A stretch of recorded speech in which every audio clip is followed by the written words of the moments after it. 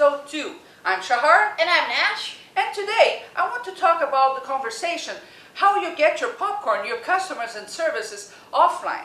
You know, it's important to understand that you need to be in constant contact with your customers and prospects. To think that you send something like an email, for example, and you get a huge response is not usually true. You need several contacts. Actually, over the year, if you think, you should have at least 85 different contacts, points of touches. Now, you need to touch them in different ways. You can touch them online with emails, you can touch them with your website, you can touch them with online videos like we are doing right now, with social networks, and offline with postcards, with direct mailing, with phone calls. There are tons of ways. The important thing is to create a campaign. Let's say you're thinking about fall is coming and you need some extra clients and you work in the service industry and you want to give a promotion for a first-time consultation. How could you do that? Well, you could send an email blast first announcing that. Right away, you would also send a postcard. You could send a lumpy mail. I'm going to show what a lumpy mail is in another episode, but it's just an envelope with something inside, so people need to open that and see what's inside, and that's very effective. Well, when you create a campaign, what you really have to have in mind is, first, multimedia.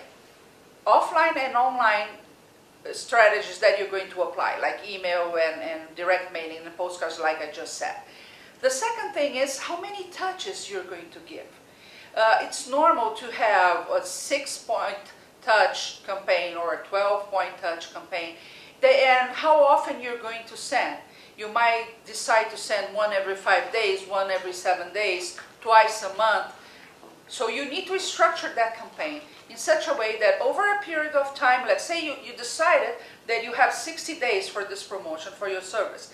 During the 60 days, how many times are you going to get in touch with them? With which media, online and offline? And then you have to track all that to see how effective that was. Well, when you combine social media, online strategies with offline, your costs are going to be lower than if you were doing just direct mailing, for example. So it can be very effective to mix both. And that's my message for this show. Well, Shahar, you know, one of the things that you said that I really liked was that your costs will be significantly low if you combine those things. Well, I mean, I like that. But, you know, what I really liked about it is, if you think about social media, you're thinking long term. I mean, you're building followers. You're building people who are there are there because they like you. Mm-hmm. So they read your blog because they like to read what you have to say. They watch your video because they like what you have to say. They follow you on Twitter because they like what you share. They're your friends on Facebook. You know, you get the idea. These people, they do that because they like you, because they like the content you have to share. And so when you're thinking about, it's really hard to put a number, an investment on when you're talking about social media, because you really don't, it's really hard to account for how much money you're making, how much money you're spending. But when you think about social media, it's long term. So if the investment is low, but it's long term. Yes, and there is no reason why not to use it. Social media is usually very low cost or no cost. So you should be using anyway. So now I have a question for you that came in through one of our readers, or viewers, and it was an author, and she asked, well, I'm an author, how can I use a blog to promote my book? Well, like we said in the last episode, a blog is a website that is very simple. So it's just a page where you go, you write, click, publish. It's just really one click, and the whole world can see. Well, you can use that in different ways. I don't know if you know, well, you know, I know that there are many books that were written as blog posts. Yes. Every time you write on a blog, it's called a post. Well, let's give some examples of bestsellers that were written as blogs.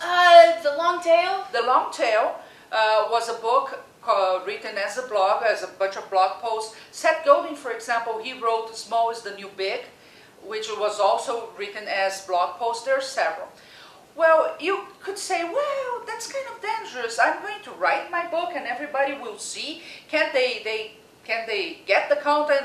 Don't worry too much about that. And you know, if your content is good enough to be copied, then you're onto something.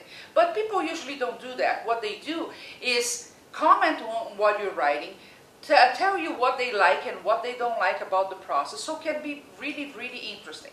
Another way that you can promote your book is asking other people to link to your posts when you're talking about your book. You're creating several links on the same subject. We'll start like popping the subject around the internet. Remember we talked about the popcorn, pop, pop, pop, pop, pop, and the conversation starts going on. So that can be very effective. Another examples of how authors can promote their book on a blog. There was a case with a video trailer, a book trailer that is called. It's just a tiny video talking about the book. Remember that lady that did that? Yeah, MJ... something. I forgot her name. But essentially what she did is she created a movie trailer, but of her book. So it's called a book trailer.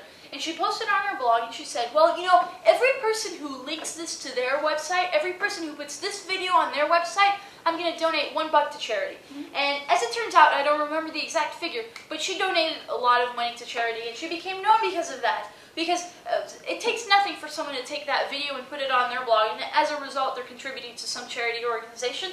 And so her video really became viral. Yeah, and as an author, you're always looking for PR. Well, I don't know if you know this, but the media pays a lot of attention to blogs. You know, it's just a lot easier for them because, again, they want to see where there is a new subject popping up out there on the internet, and then they go to the source, and if it's a good story, they'll put on the traditional media. And we are going to talk about this too today, Google Reader. So if you talk about your book, if you people start commenting, people can leave comments on your blog, which is very, very powerful because that's where the conversation is. Well, you start spreading that.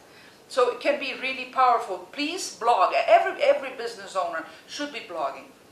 Now, you need to have something to say. You need to have a story. You need to have a subject that is interesting to people. It's not about you, it's about the consumer. It's all about your bowl of popcorns, the people that follow you, that are interested in what you're doing. This is what you care about.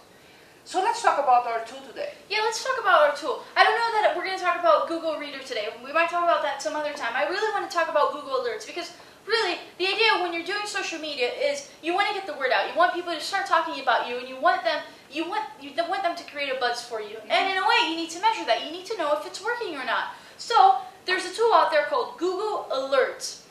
And what Google Alerts does is it alerts you when someone talks about you. So you go to google.com/alerts, and you, for instance, put in Nashla. If every time someone says Nashla, if I want to find out about it, I tell them to put in Nashla, and I tell them to send it to my email. And so every time someone blogs about Nashla, I'm going to get an email from Google Alerts saying, hey Nashla, someone has talked about Nashla, here's the website, go check it out. And then you click on the link, you go to their website, and you can read what they had to say. And if it really is about you, you can start a communication process and you can interact with that person. So if the media ever mentions you, you are going to see through Google Alerts. I'm going to find out instantly. So it's good, and you're not going to do it just for your name, but you can do it for your blog, your name. You can do it for your book title if you're an author. You can do it for the business you're in, industry, whatever.